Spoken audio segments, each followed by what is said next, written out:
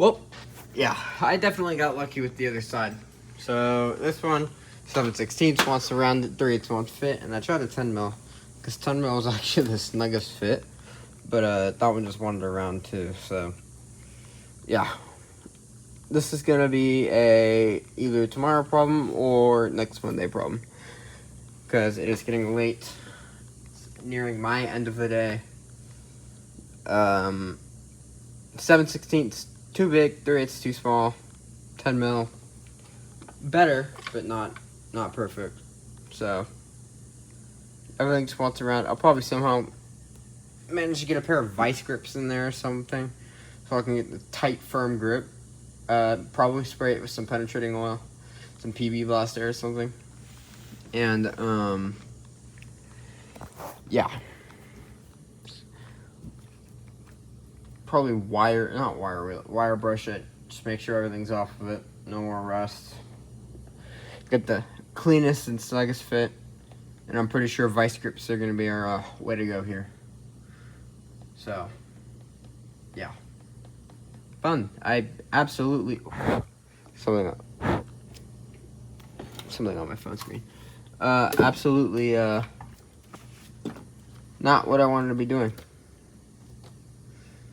Definitely got lucky. You guys saw how the 7/16 fit on the other one. It was way snugger and everything. And now that I try to fit the 3/8 on it, or the 7/16. Here, let me get you guys a good view in here.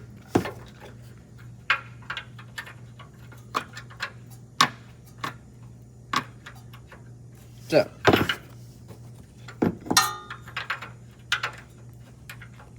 You guys see how much play that is. That's just gonna round it. I was using it and started around, so I was like, nope. Here is a 10 mil. Get that down in here. Maybe.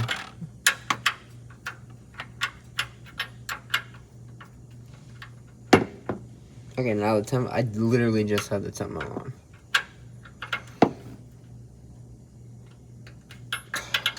Jesus Christ.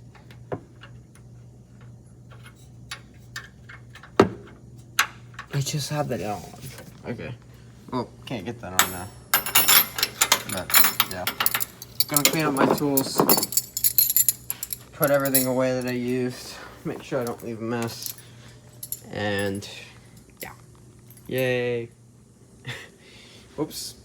I'm special ed. So the wrench that I had on it was 11 mil, not 10 mil. I don't know why I said 10 mil.